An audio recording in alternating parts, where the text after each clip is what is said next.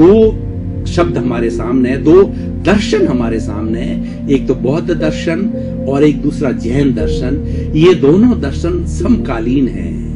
एक के 24वें तीर्थंकर जैन दर्शन के भगवान महावीर हुए और दूसरे के जो है बौद्ध दर्शन के भगवान बुद्ध हुए, और दोनों का जन्म बिहार प्रांत के अंदर हुआ था और करीब करीब समकालीन ही है। दोनों एक ही समय के अंदर ही उपस्थित हुए। इनको श्रमण परंपरा कहते हैं। इससे पूर्व हमारे भारत के अंदर वैदिक परंपरा चलती थी।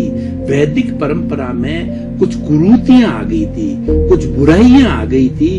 उन बुराइयों के विरुद्ध जो है, ऐसा कहा जाता है कि necessity is the mother of invention. आवश्यकता आविष्कार की जननी है। जब जब आवश्यकता जैसी होती है तब तक वैसा व्यक्ति मिल जाता है, वैसा ईश्वर मिल जाता है और वो जगत का कल्याण करता है। अब देखिए, हम अपने देश की बात करें तो 60 वर्ष से जो पार्टी हमारे यहाँ काम कर रही थी, उन्होंने कार्य अच्छा नहीं किया और उन्होंने कुछ ऐसे कार्य, भ्रष्टाचार कहिए, महंगाई कहिए, कुछ भी कहिए, ऐसे कार्य होने की वजह से जनता त्रस्त हुई और वो एक्सट्रीम पर पहुंचने के कारण जनता ने अपना जो है राजपाट जो है ना, उसको हटा करके दूसरा लेकर के आए, बीजेपी को लेके आए, नरेंद्र भाई को लेके आए। तो मैं ये कहना चाह रहा हूं कि परिवर्तन सृष्टि का नियम है। हर क्षण हर वस्तु बदलती है और ये प्राकृतिक रूप से होता है। ये कोई कर्ता नहीं है, ये सृष्टि का नियम है और उसके अनुसार ये सृष्टि चलती है। तो हम बात कर रहे थे जैन दर्शन की।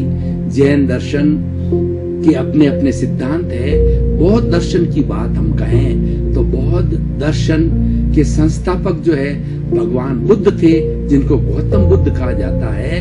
और जो बुराइयां वैदिक संस्कृति में क्या क्या आई, सबसे बड़ी बात आई कि बलि प्रथा वैदिक संस्कृति में यह उस वक्त में यह माना जा रहा था जब इसका पुनर्जागरण हुआ, जब ये दोनों धर्म पैदा हुए, श्रमण संस्कृति आई तो पशुओं की बलि दी जाती थी। जो दुर्गा को जो है देवी को जो प्रसन्न करने के लिए जो है आज भी दशहरे के दिन कई जगह होता है, पशु की बलि दी जाती है। तो ये दोनों महापुरुष उन्होंने कहा कि इस पशु के अंदर वैसा ही जीव है, वैसी ही आत्मा है, वैसा ही प्राण है जैसा हमारे में है। हम उसको प्राण दे नहीं सकते तो उसका प्राण हनन करने का हमको क्या अधिकार है। तो बलि प्रथा के विरुद्ध इन्होंने आवाज उठाई। और एक जाति प्रथा कि जैसे हमारे जो है इस वैदिक संस्कृति के अंदर 4 वर्ण बताए गए हैं, ब्राह्मण, क्षत्रिय, वैश्य और शूद्र। ब्राह्मण है वह ज्ञान देता है, ज्ञान का अर्जन करता है और ज्ञान को बांटता है, लेकिन इसको जाति से जोड़ दिया गया।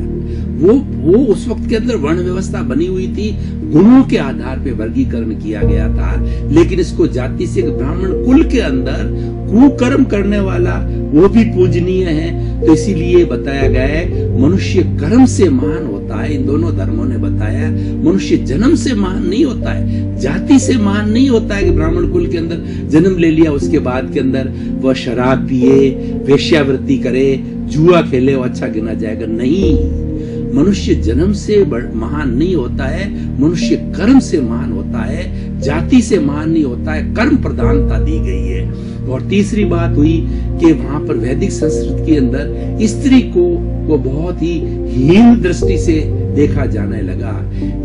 उसको, स्त्री को स्वतंत्रता नहीं थी, धर्म करने की स्वतंत्रता नहीं थी, पूजा पाठ की स्वतंत्रता नहीं थी और अच्छे अच्छे कार्य करने की स्वतंत्रता नहीं थी। उनको इंफीरियर समझा लाने लगा। तो इन्होंने दोनों ही बौद्ध और जैन धर्म के महापुरुषों ने, संस्थापकों ने जो है इसके विरुद्ध आवाज उठाई कि हमारी जो मातृशक्ति है उसको भी धर्म करने का पूर्ण अधिकार है और वह मनुष्य के बराबर है, यानी मनुष्य के बराबर का दर्जा उन्होंने दिया गया।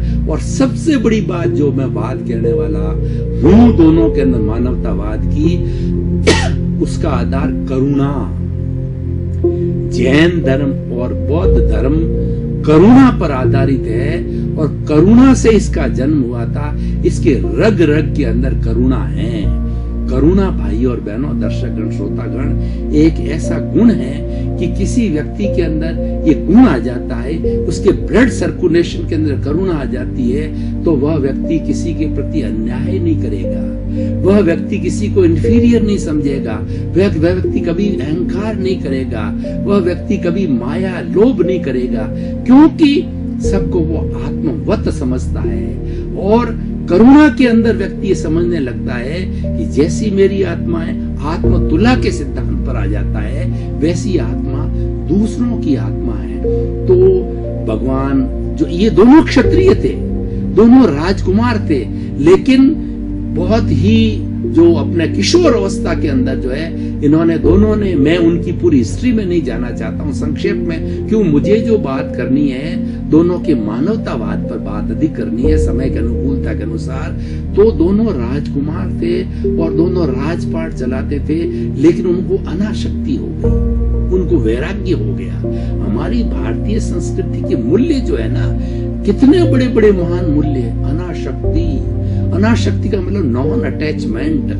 आप जीवन के अंदर जो हमारी आवश्यकता की पूर्ति हो जाती है, उसके अतिरिक्त सब चीजों को छोड़िए। यानी हमारा जो जीवन है बहुत ही जो है सादगीपूर्ण होना चाहिए। Simple living and high thinking पर दोनों धर्म आधारित है।